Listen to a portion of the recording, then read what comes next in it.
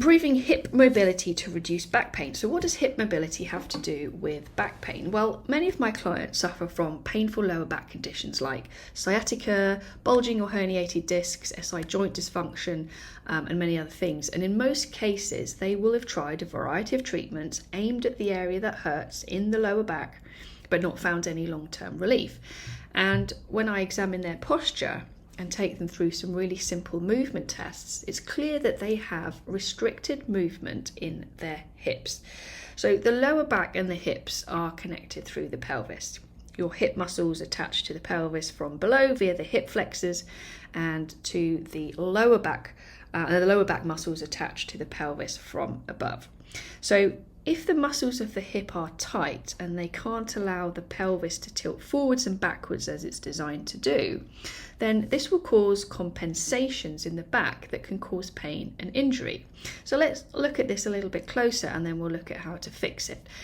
If your hip flexor muscles at the front of the body are short and tight, this limits the ability of the hip to extend, in other words, for that leg to move behind the body.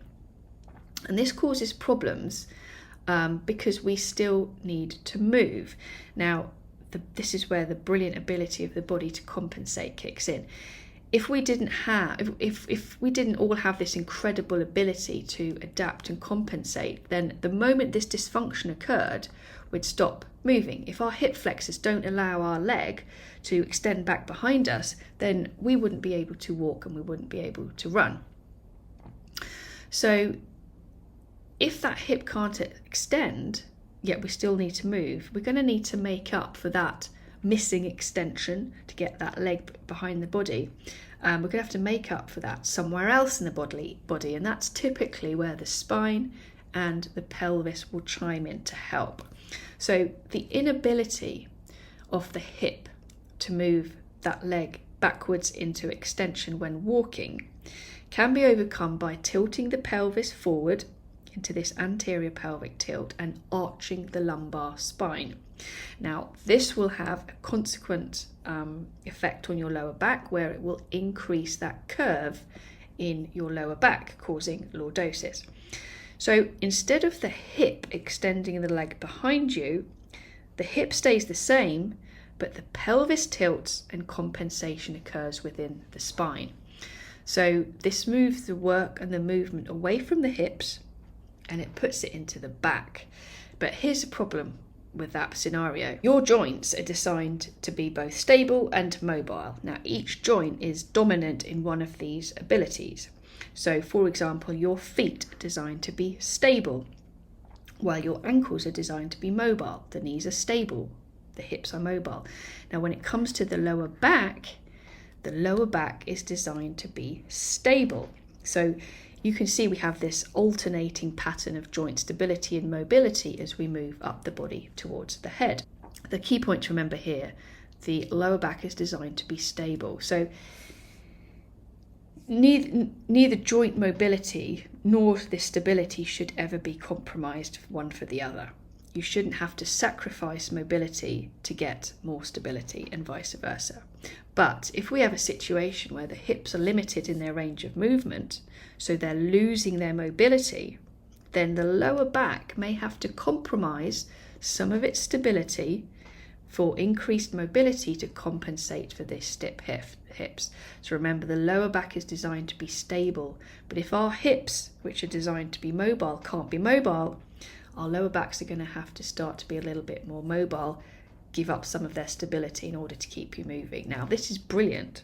It's a brilliant adaptability mechanism that the body has to keep you moving, but there's a problem with that. The lower back is taking on work it was not designed to do. Now, in the short term, this doesn't matter if it's a short-term workaround solution, but when this becomes the only way you can move, because your hips are no longer able to function, then this causes pressure on the vertebra, causes extra friction, wear and tear, stress, strain, and pain in the lower back. So what's the solution to that? Well, here's where I want to introduce you to the world's greatest hip flexor stretch. Now, instead of cranking on tight hip flexors with intense stretches, which you might have done, and they tend to cause you to compensate through your lower back because your hips can't move. Instead of doing that, let's take a gentle but powerful approach to change your hip functionality. One of the intended outcomes of this position, after spending about 15 to 20 minutes, maybe more, depending on the severity of the tightness, is to give your physiology time to release and allow the soft tissue to release so the hip can gently extend. And it allows for longer lasting results than just attacking the hip flexors with aggressive stretches.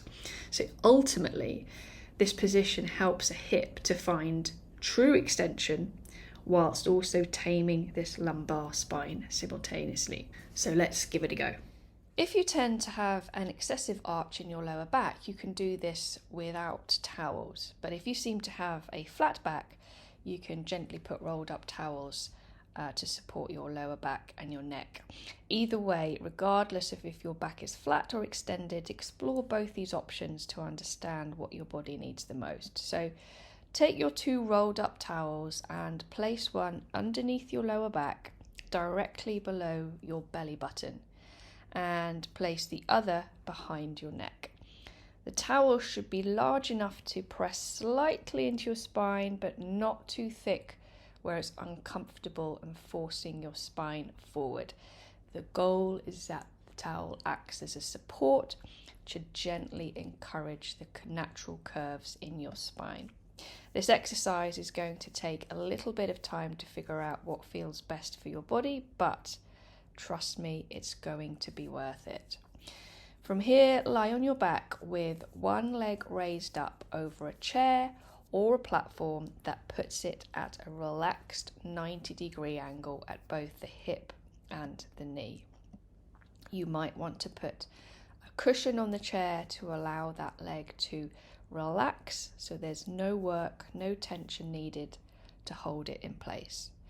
The other leg should be straight out in front of you on the floor, and I don't want any work to be in the leg that's straight out. Sometimes wearing a shoe can actually help keep your foot in a straight position because the shoe gives you a lot of support, but play around with this with shoes or no shoes, or having your foot straight up against a wall like here. The straight leg should be completely relaxed without you having to use any muscles at all to hold it up. From here, hold this position for the recommended duration of time. Now, there's a lot of things going on in this exercise, but to keep this really simple, you've got one leg over a chair or a structure, and you've got one leg straight out. Now, this is essentially what happens when you walk. You've got one hip bent and one hip in extension, opening up. We're putting you in a walking position but laying down on your back, and the leg that's open and extending, that straight leg that's on the ground, the muscles in that leg will have to lengthen in a very passive, relaxed, subtle, gentle way. This is the world's greatest hip flexor stretch because it uses time and alignment and gravity to truly restore the proper length-tension relationship of all the muscles in the front of the leg. And as that straight leg opens up and releases, the leg that's over the chair will also get a release as it's bent at a 90-degree angle at the hip and the knee. So in 2 different ways, you're bringing release to both hips. And pay attention to how you feel on both sides. You can hold this anywhere from 10 to 15 to 20, even 30 minutes per leg. And a really great trick to understand the time that you need is with that straight leg, squeeze your quad, and when you tighten up your quad, the contraction should be right in the middle of the thigh, that front thigh muscle. If you feel like the contraction is anywhere else, in the lower knee, the kneecap, the upper hip, maybe the abs or the lower back, that tells us that this hip has not fully released. So every 5 minutes, I want you to squeeze your quad and then let it relax. Where is that contraction and how is that changing every time you check in? And you might find that the contraction is in the kneecap for the first 2 check-ins when you start at 0 minutes and then at the 5-minute mark. But when you get to the 3rd check-in at 10 minutes, you feel that that has started to change and it's moving gently up towards the center of the thigh. So let's say that you have to do 15 minutes on one leg to get that contraction in the middle of the thigh, but on the other side, the contraction happens in the middle of the leg within the first check-in or 2. So it takes a shorter amount of time. I still want you to keep a balanced approach. You want to give both legs the same amount of attention. If you use an imbalanced approach, you'll get imbalanced results. So give both legs the same time and attention and take your time with this exercise. It might seem very simple, but there is a lot going on here. There's a lot to understand, to learn, to listen, to tune into in your body whilst you're lying here in this peaceful, mindful exercise. And you're going to start to feel things that perhaps you've never felt before. So relax, breathe into your diaphragm, expand your diaphragm, take the breathing out of your chest and down into your diaphragm. Feel your diaphragm expand up and down behind you and left to right. So you can use this exercise as a tool to learn more about your body, and you can do it in a way that an intense exercise could never ever teach you to. So take your time, breathe, and listen to what your body's telling you. If you like this video, subscribe for new videos every week.